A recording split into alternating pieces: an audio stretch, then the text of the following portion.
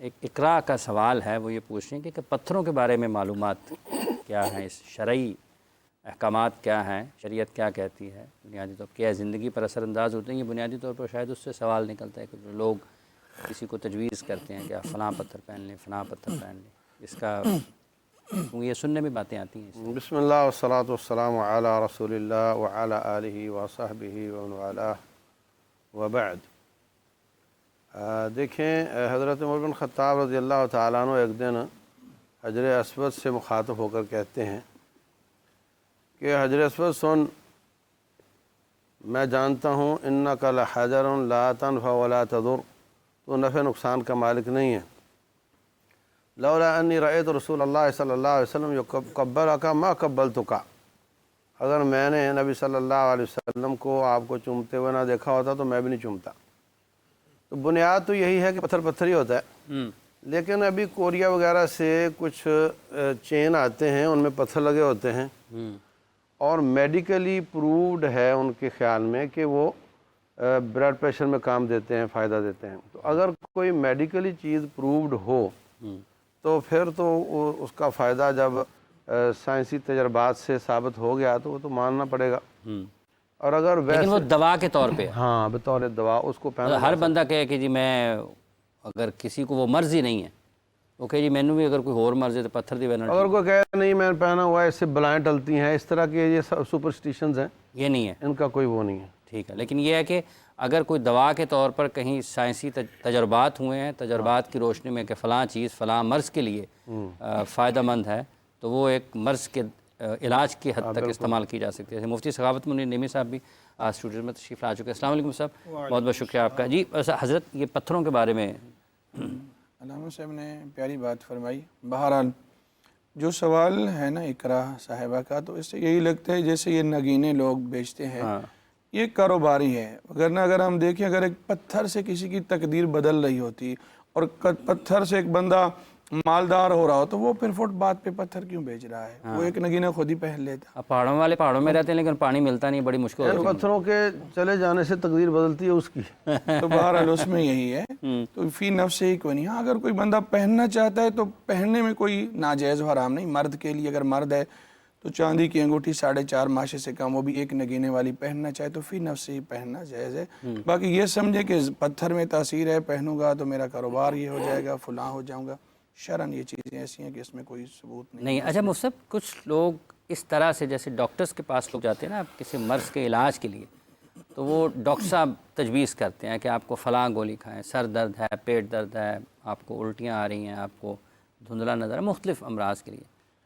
تو کچھ لوگوں کے پاس اگر لوگ جاتے ہیں تو وہ پتھر بھی تجویز کرتے ہیں کہ یار آپ فلاں پہن لیں، فلاں رنگ کا پہن لیں، اتنے دن تک پہن لیں.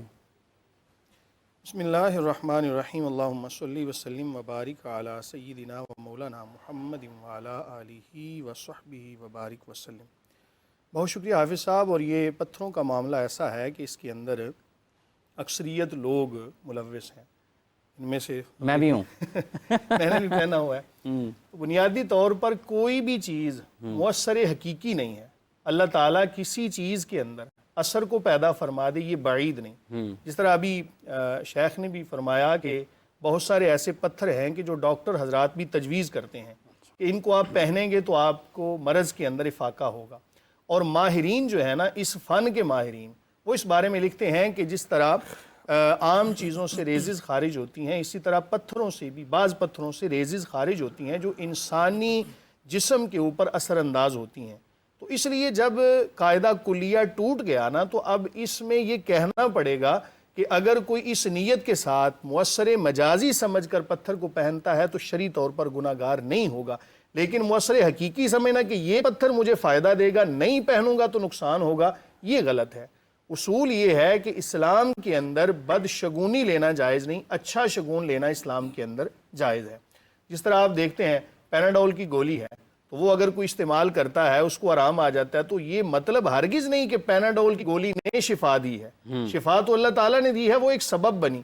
تو اسی طرح کوئی بھی چیز اگر جسم کے ساتھ مس کرتی ہے، پہن لیتے ہیں، اس کے کچھ اثرات ہوتے ہیں. اور یقینی طور پر بعض جو پتھروں کے ماہرین ہیں نا، انہوں نے یہ تجربات بھی کیے کہ ایک بندہ ایسا کہ جس کا بلڈ پریشر بہت زیادہ ہائی رہتا ہے، اس کو کوئی ایسا نگینہ تجویز کر دیا کہ جس کی تاثیر ٹھنڈی ہے، تو اس کا بلڈ پریشر ایٹومیٹکلی طور پہ نارمل حالت میں آ گیا. تو اس لیے اس کا انکار تو نہیں کیا جا سکتا، لیکن اصول وہی ہوگا، مؤثر حقیقی اللہ کی ذات ہے.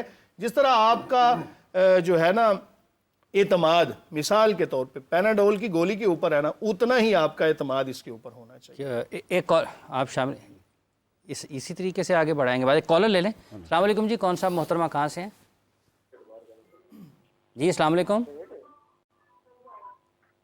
آپ کو آواز آ رہی ہے جی؟ غالباً رابطہ منقطع ہو گیا. رہی بات یہ کہ جو میں نے پہنا ہوا ہے، میں نے یا کوئی بھی بندہ جو اس کو پہنتا ہے وہ سنت سمجھ کے پہنتا ہے کہ رسول اللہ صلی اللہ علیہ وآلہ وسلم کی مبارک سنت سے ثابت ہے اس ہاتھ کی اس انگلی کے اندر یا ادھر دوسری اسی کے اپوزٹ جو انگلی ہے اس کے اندر پہننا، سنت سمجھ کے پہنے آپ تو آپ کو انشاءاللہ العزیز اس کا فائدہ ہوگا. وہ تو چاندی کی حد تک ہے نا. جی جی چند پتھر نہیں ہے؟ پتھر نبی صلی اللہ علیہ وسلم نے پتھر نہیں پہنا، ہاں چاندی پہنی ہے. پتھر نہیں پہنا، چاندی پہنی. ایک کالر. السلام علیکم جی، کون صاحب محترمہ کہاں سے ہیں؟ جی السلام علیکم. جی فرمائیے. کوئی کنیکٹیویٹی کا ایشو ہے. جی شیخ صاحب، یہ جو جیسے ابھی مفتی صاحب فرما رہے تھے، نبی کریم صلی اللہ علیہ وآلہ وسلم آپ صلی اللہ علیہ وسلم سے چاندی کی انگوٹھی پہننا ثابت ہے، اس میں پتھر شامل نہیں ہے. ہاں جی.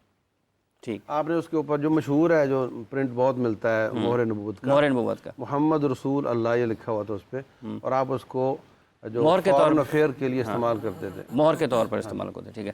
اور دوسرا جیسے ابھی فرما رہے ہیں کہ مؤثر حقیقی دو چیزیں ہیں کہ سبب کے طور پر کوئی سمجھتا ہے کہ یہ سبب حقیقی اللہ کی ذات ہے، مؤثر مجازی کوئی بھی چیز اللہ تعالیٰ کسی میں تاثیر پیدا فرما. بالکل وہی بات آ گئی نا کہ سائنسی تجربات سے یا کسی کے تجربات سے ثابت ہو جائے تو ٹھیک ہے، ورنہ ویسے کو کہے کہ اس سے بلائیں ٹلتی ہیں یا رزق اچھا ہو جاتا ہے، وہ بات درست وہ نہیں. اچھا شیخ، ایک سوال آیا ہے مفتی صاحب ہمارے پاس، عبدالرحمٰن صاحب گجرات سے. وہ لکھ رہے ہیں کہ اگر والد صاحب زکوٰۃ ادا نہیں کرتے ہیں تو ان کے گھر میں جو دوسرے لوگ ہیں، مطلب ایک غیر شادی شدہ بیٹا ہے، بالغ ہے لیکن، تو کیا وہ گناہ گار ہوگا اس کا؟ بہرحال دیکھیں، زکوٰۃ اگر فرض ہے اور اس میں ساری شرائط پائی گئی ہیں تو وہ تو دینی چاہیے، چونکہ زکوٰۃ دینے کی فضیلت ہے. نہ دینے والوں کے بارے میں سخت وعیدات ہیں. والذین یکنزون الذھب والفضہ ولا ينفقونها فی سبیل اللہ فبشرهم بعذاب علیم، کہ جو مالدار ہیں، صاحب نصاب ہیں، زکوٰۃ نہیں دیتے تو ان کے لیے دردناک عذاب کی خوشخبری ہے. اور پھر آگے ساری تفصیل ہے. تاہم اگر باپ نہیں دے رہا تو یقیناً گھر میں اس کا اثر تو پڑتا ہے. جب آپ اولاد کو رزق حرام اور حلال مکس کر کے کھلاؤ گے تو یقیناً اس کا اثر تو پڑتا ہے. یہ نہیں کہ اثر نہیں پڑتا. کسی نے کہا تھا نا، کوڑی ول تم میں دی ہوں دی اثر ہوں دا وچ بیاں، جڑے کم ماواں دے ہوں دے اوہی کر دیاں دھیاں. اثر تو پڑتا ہے. لیکن ہم کہیں کہ بیٹا گناہ گار ہے، ہاں اگر بیٹے نے ایک حکمت عملی کے تحت تأمرون بالمعروف وتنہون عن المنکر کے تحت باپ کو ساری چیزیں بتائیں کہ بابا ایسا نہیں ہے، ادعو الی سبیل ربک بالحکمہ کے تحت، پھر بھی اگر باپ نہیں مان رہا اور بیٹے پہ زکوٰۃ لازم نہیں، تو بیٹا ہم یہ نہیں کہیں گناہ گار ہے. لیس علی الانسان الا ما سعی، لا ما کسبت وعلیہا ما اکتسبت ولا تزر وازرۃ وزر اخری. یہ ساری آیات بتاتی ہیں کہ ہر کوئی اپنے کیے کا وہ خود ذمہ دار ہے. ہاں باپ کو ایسا نہیں کرنا چاہیے. اگر ایسا کرتے ہیں تو یقیناً کھانا تو سارے کھائیں گے، تو سارے لوگ پریشان تو ہوں گے یقیناً. جی مصعب، اسی طریقے سے بات آگے بڑھے گی کہ اگر بیٹا ہے گھر میں یا اولاد ہے اور والد صاحب زکوٰۃ ادا نہیں کرتے ہیں. یہ صرف زکوٰۃ ادا کرنے کی بات نہیں ہے. جتنے بھی حرام کمائی کرنے والے ہیں ان سب کی جو بالغ اولاد ہے، خصوصاً مذکر جو ہیں لڑکے، ان کو سوچنا چاہیے کہ جب تک وہ جوان نہیں ہوئے تھے تو والد پر ان کی ذمہ داری تھی. اب وہ جوان ہو گئے ہیں، پورے انسان ہیں وہ، تو وہ اپنا ہاتھ پاؤں ماریں اور وہ ڈیپینڈنٹ نہ رہیں. جب ان کے پاس ایک شکل بن گئی ہے، اب وہ خود جوان ہو گئے ہیں، تو وہ خود کمائے کھائیں اور ان سے نہ لیں. وہ جب اولاد یہ کہے گی اور اس کو اپنی اولاد کی کمائی ڈوبتی ہوئی نظر آئے گی، اولاد بھی تو کمائی ہے نا، تو باپ بھی سیدھا ہو جائے گا. گھر سے جب یہ جو حدیث ہے کہ من رأى منکم منکرا، ہاتھ سے روکے، زبان سے روکے، تو یہ ہاتھ سے روکنے کی ایک انڈائریکٹ شکل بن جائے گی. وہ کہیں جی آپ کا مال میں حرام کی آمیزش ہے، ہم اپنی کمائی کر کے کھائیں گے، تو وہ بھی بچ جائیں گے اور اس کو بھی بہت بڑا جھٹکا لگے گا اور اللہ اس کو بھی توفیق دے دے گا انشاءاللہ. مطلب اس کا راستہ یہ بھی ہے، جوان ہے نا بھائی، جوان ہو گیا تو بات ختم. اب آپ ڈیپینڈنٹ نہیں ہیں، اب آپ ڈیپینڈنٹ نہیں ہیں، اب آپ جوان ہو گئے، پورے انسان ہے. جب آپ عاقل بالغ ہیں، آپ سب کچھ، تو پھر آپ کماؤ اور کھاؤ حلال طریقے سے. کماؤ اور کھاؤ. ٹھیک